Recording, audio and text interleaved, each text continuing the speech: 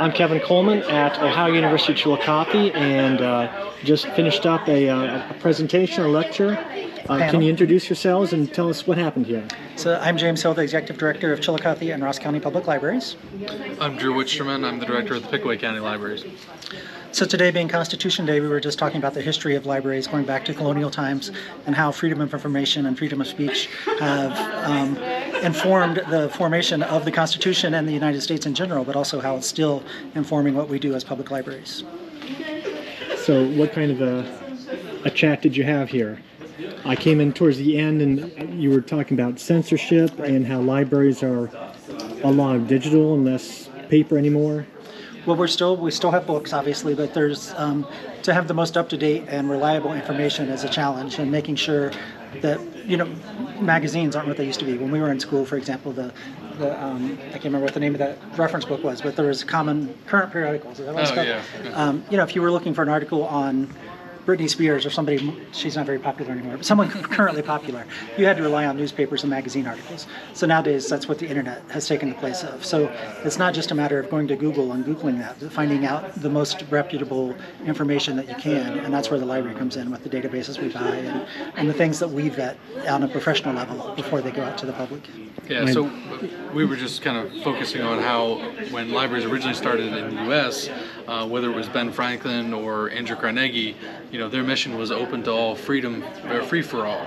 And so when you have access to information that's free, we still have that as our core mission now, is we're still providing access with as few barriers as possible, even though we are 200 years later.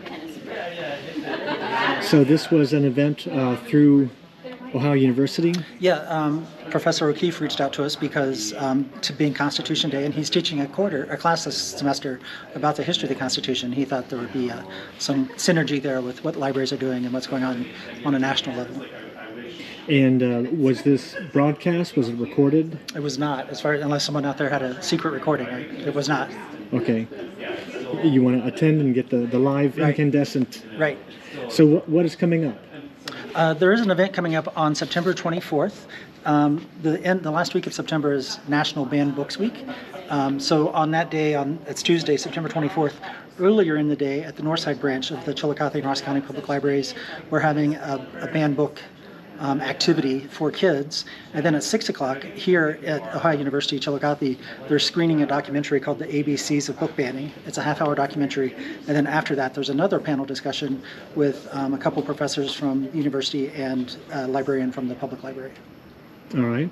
And how can people learn more about these kinds of discussions and what the library is offering? You can always visit the library's websites. The Chillicothe Library is crcpl.org.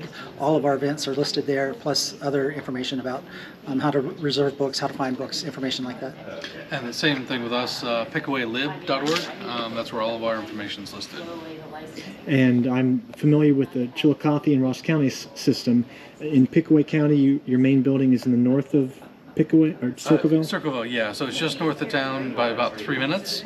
And then we have a branch in Asheville, which is about 15 minutes north of that. And then we have a bookmobile that services the other parts of the county. All right. And to be fair, what all does Ross County have? Locations? We have 7 physical locations, and then we also have 4 book hives, that we call them, that are visited weekly by the bookmobile. We have the BE bookmobile that goes out to all of those different parts of the county. But at the book hives, that would be Adelphi, Clarksburg. There's one just off of Bridge Street, and then Masseyville. Those are basically book lockers, so you can reserve a book on the library's website and then have it set to say Masseyville if you live in the Masseyville area. So once a week, a librarian comes out and would fill your request there. So when you scan your library card at the book locker, your box pops open, and it's like, there's your reserves right there. And then there's a return there. And then the other benefit that we talked about briefly on the panel is all of those hives are Wi-Fi hotspots, and they're on 24 hours a day. So even if you don't have high-speed or reliable internet at home, you can always go to one of those locations, or even one of the library physical locations any time of day. We leave the Wi-Fi on all the time, so you can still download, reserve, watch videos, do whatever you need to do to use the internet. Okay, I can see the hive is chiming in with the bee. Right, yeah. But is it a building, a kiosk? It's a kiosk. There's It's not much bigger than this podium, a little bit wider, and then there's a book drop, so you can also not only get the books there, you can return them there later. And then when the librarian comes out once a week, everything gets checked in and returned at that time. So if you need to, you could even park nearby and take Oh yeah, get the absolutely. Wi-Fi. Yeah, Okay. Any other thoughts? Nope. nothing else, fine. Well, gentlemen, thank you very much. Thank Thank you. you.